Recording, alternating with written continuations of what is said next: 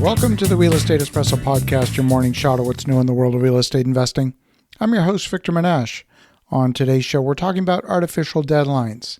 These types of manipulations exist all over. They're designed to create a sense of urgency to cause people to act. One of the sources of competition for someone's action is simply doing nothing, and often doing nothing is the default decision. The world of sales and marketing is highly attuned to this fact, and it's full of techniques designed to cause a buyer to act now. You've no doubt seen the call to action on the website. It says, call now, or act now, or order now. The most common of these techniques is designed to trigger FOMO, an acronym that's short for fear of missing out. That's why Black Friday sales are effective. Black Friday comes around once a year, but then there was the Thanksgiving week sales, then Cyber Monday, then the pre-Christmas sale, then Boxing Day. You get the idea. Eventually the customer figures out that while Black Friday only comes around once a year, it's merely an excuse. Worse than that, it's an arbitrary excuse. Why could there not be a Monday sale or a December 12th sale? Well, because if they made the reason truly arbitrary with no plausible excuse, then the manipulation would be exposed for what it is.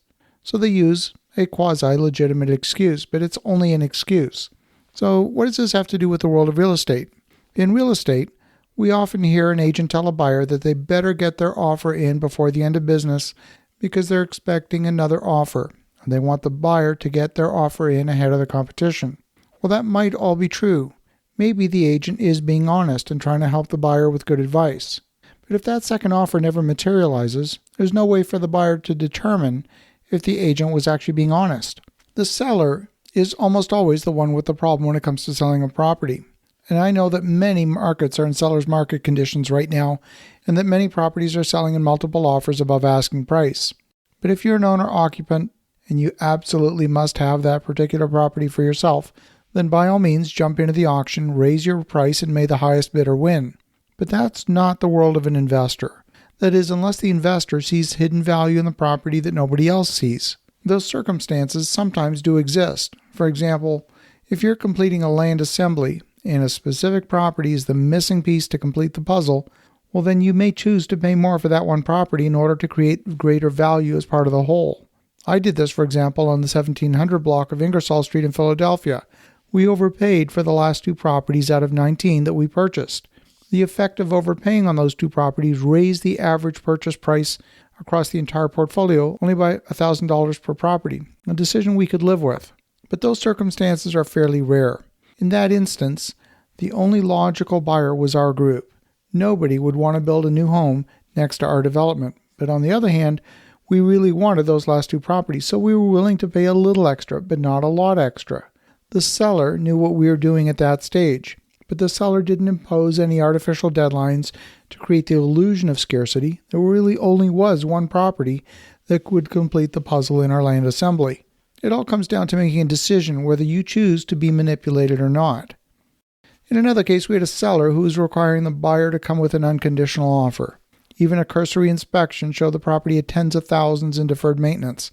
In the end, we did not win that auction. We were not willing to compromise our standards for due diligence. It was obvious the seller was using the auction environment to hide deferred maintenance from the buyer. But then the demand was probably high enough at that time the buyer was willing to take the risk of some deferred maintenance. In our experience, in any negotiation, you might have one party try to set artificial deadlines. These can often be negotiated if the other side is made to understand the process that you must follow to complete your part of the acquisition. Often, there are steps that simply take longer than the other side's aware of. For example, you might require an appraisal, or your lender might require an appraisal.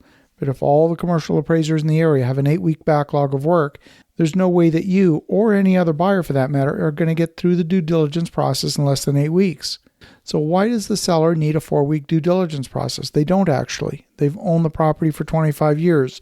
Their expectation simply needs to be aligned with the reality of the situation on the ground. I've found that many people have become more understanding of delays since the start of the pandemic. For example, we had some appliances arrive damaged at our construction site. Now the replacement parts have been quoting 10 weeks lead time. When we told the supplier we needed the parts sooner, it was a real deadline, not an artificial one. We forced the supplier to look for alternate sources. See, the global supply chain problems seem to have made people more willing to listen to reason. They've also made people more creative. You can impose artificial deadlines if you want, but it won't help. Most people will see through those types of manipulations. As you think about that, have an awesome rest of your day. Go make some great things happen. We'll talk to you again tomorrow.